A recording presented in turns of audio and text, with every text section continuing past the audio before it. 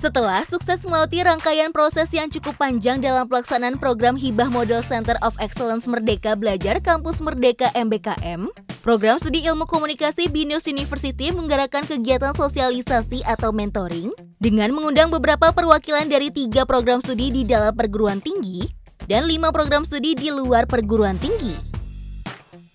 Melalui kegiatan ini, Prodi Ilmu Komunikasi BINUS University bermaksud untuk membagikan pengalamannya dalam menjalankan program MBKM.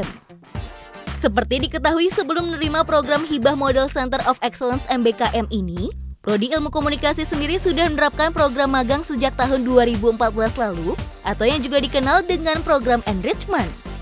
Kegiatan dibuka dengan opening remarks dari Gatot Supriyanto selaku Dean Faculty of Economics and Communication BINUS University. Dilanjutkan dengan pengenalan seluruh peserta yang hadir hingga pihak penyelenggara Center of Excellence.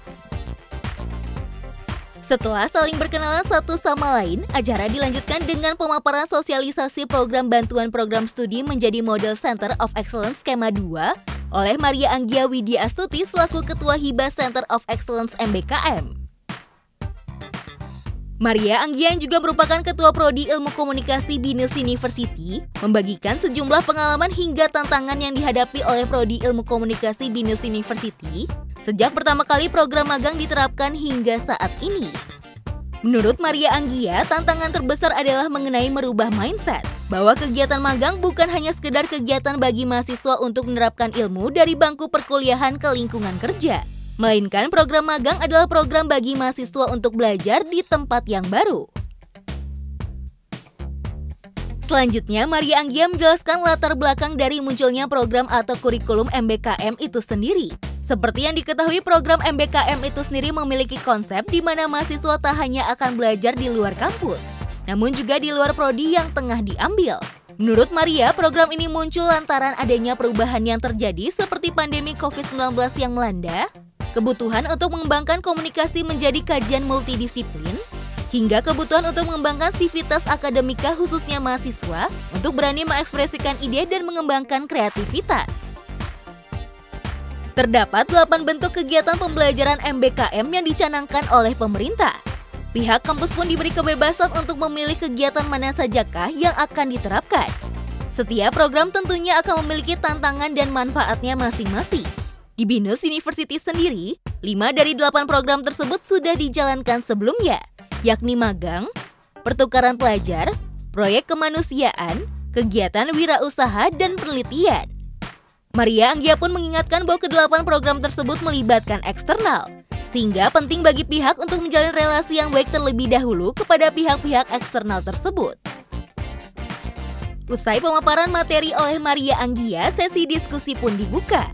Peserta yang hadir pun begitu antusias, terlihat dari banyaknya mereka yang mengajukan pertanyaan hingga membagikan pengalamannya masing-masing. Salah satu peserta yang hadir, Esther dari Universitas Kristen Satya Wacana, membagikan tantangan yang dihadapi UKSW terkait program MBKM pertukaran pelajar yang ingin diterapkan, yang membuat pihak kampus harus melakukan konversi SKS. Maria Anggia pun mengaku bahwa tantangan tersebut juga dihadapi oleh BINUS University.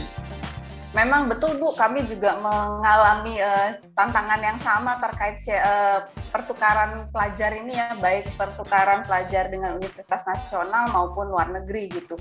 Kalau di kita selain SKS itu sebenarnya waktunya juga, karena kan kadang-kadang beberapa universitas punya durasi semester itu beda-beda gitu. Kalau tadi Bu Esther sebutkan semester ganjil itu selesai di Desember, sementara kayak di BINUS baru selesai semester ganjil itu di Januari gitu, kemudian tahapnya kita baru mulai di Februari, sementara di kampus lain seperti di kampus Bester mungkin sudah mulai di bulan Januari gitu. Jadi memang itu jadi tantangan yang paling besar gitu, menyesuaikan waktu gitu. Padahal sebenarnya kan potensi untuk bisa saling belajar di univ lain itu menjadi kesempatan yang luar biasa, dan kami kalau melihat kayaknya ininya juga besar gitu ya, ketertarikan mahasiswa untuk bisa mencoba studi di universitas lain tuh cukup besar gitu.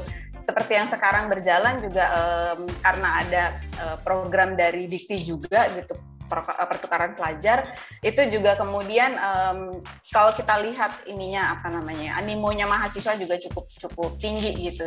Tapi ya lagi-lagi memang ada beberapa benturan yang terkait waktu. Nah itu yang paling challenging. Kalau SKS mungkin sebenarnya apalagi kalau prodinya sama kan sebenarnya nggak terlalu banyak, menurut saya sih nggak terlalu banyak SKS yang berbeda gitu. Tapi waktu, nah itu yang agak sulit memang. Saya setuju Bu, betul Bu. Nah itu yang memang mungkin suatu saat gitu mesti diobrolin sama-sama atau didiskusikan bersama gitu ya, supaya bisa ketemu jalan tengahnya seperti apa.